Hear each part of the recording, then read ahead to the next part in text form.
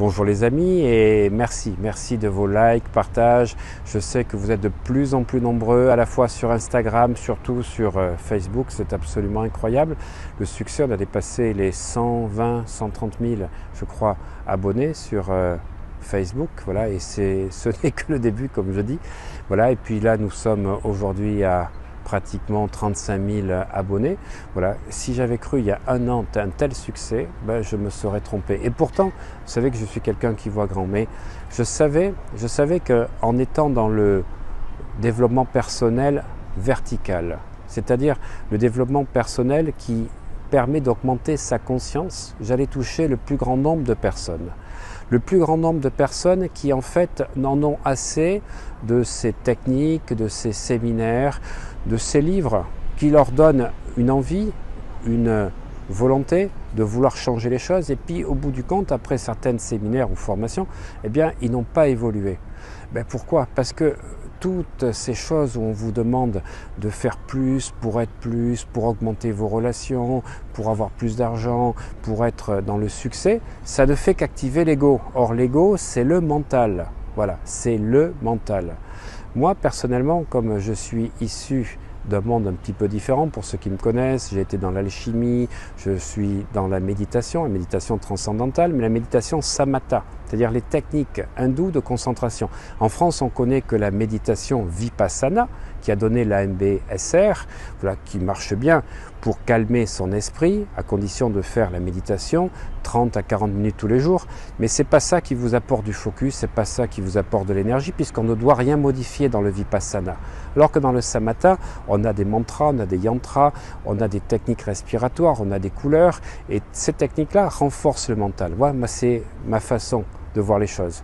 Et la conscience, elle va évoluer avec toutes les techniques de méditation et avec l'hypnose.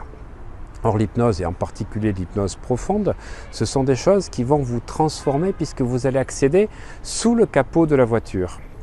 Et c'est sous le capot que se font les choses. Parce que Émile Coué, que j'aime bien citer, puisque d'abord il était pharmacien comme moi, Émile Coué qui s'est formé à l'école de Nancy grâce à Bernheim, à l'hypnose, là où s'est formé également Freud, eh bien, avait compris que les médicaments n'agissaient pas toujours, malgré les molécules que l'on prenait. Ben, des fois ça marchait, des fois ça ne marchait pas. Et pourquoi? La question qui s'est posée, c'est pourquoi, en prenant la molécule qui manque à telle personne, ça n'agit pas. Il a compris le pouvoir de l'imagination.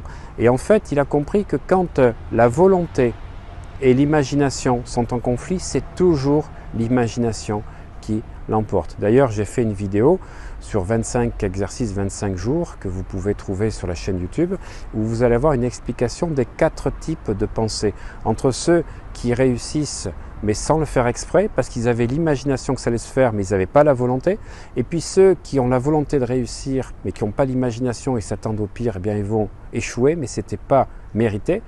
Et puis il y a ceux qui n'ont ni la volonté ni l'imagination, mais là ils échouent et c'est normal puisqu'ils ont mis les 2 parties du cerveau dans l'échec. Et puis ceux qui réussissent, eh bien c'est ceux qui ont la volonté de réussir mais l'imagination de réussir. Donc je ne serai jamais assez, on va dire, fort pour vous répéter un nombre de fois que vous réussirez uniquement parce que vous allez agir sur votre subconscient, sur votre inconscient. Ce n'est pas la volonté que vous pouvez mettre, la détermination qui vous assure le succès. Je suis désolé, aux États-Unis, toutes ces formations, ces grands séminaires où il y avait de grands Manitou qui disaient voilà, vous allez réussir, devenez riche et ci et là, sont en train de changer totalement parce que les gens s'aperçoivent que ça ne marche pas. Et ça ne marche pas. Voilà, que ce soit les grands gourous qu'il y avait avant, ben, ils sont obligés de comprendre que c'est pas ça qui marche. Ce qui marche, c'est de comprendre le fonctionnement du cerveau. Et des grands chercheurs que j'aime beaucoup, comme Bruce Lipton, qui a montré la biologie des émotions, comme Greg Braden sur la matrice, et d'autres comme Dr Bartlett, comme Kinslow, ben, ils ont montré que c'était dans des états modifiés de conscience qu'on changeait les choses. Alors il n'y a pas que l'hypnose, il y a la kinésiologie, il y a d'autres techniques, mais vous ne pourrez pas accéder à des résultats si vos programmes inconscients sont totalement bloqués, orientés vers le manque ou la pénurie, sur des croyances d'échec. Il faudra à un moment donné ouvrir le capot et aller chercher ce qui se passe derrière. Voilà. Ça, je vous proposerai dans des masterminds sélectifs, dans des formations que je vais faire en Suisse également, pour les gens qui veulent être dans un on va dire dans un environnement fermé de 15 à 20 personnes en petits groupes, mais on va passer le matin, le midi, le soir, tous ensemble pour travailler. Et là, ça va être vraiment intensif. Alors, pour revenir à ce que je vous disais, moi ce que j'aime, c'est le développement personnel quand il est vertical. Alors bien évidemment, il ne faut pas oublier l'horizontal. On a un ego, mais l'ego, il doit être au service de notre conscient, de notre supraconscient, de notre omakua, comme je le dis dans des séminaires de Ho'oponopono. L'ego, on en a besoin, mais il ne doit pas diriger notre vie. C'est lui qui doit être notre outil. Alors, comment faire pour calmer notre ego? Comment faire quand vous avez des pensées parasites qui sont sans arrêt en train de tourner en rond, que vous n'arrivez pas à les calmer? Comment va-t-on faire? Une technique très simple qui en 10 secondes va stopper vos pensées.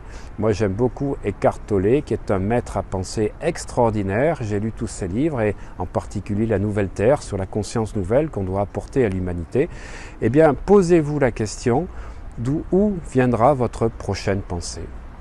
Alors d'où elle viendra ou quelle sera ma prochaine pensée? Eh bien en vous posant cette question, vous contrôlez votre cerveau. Sinon c'est votre cerveau qui vous contrôle.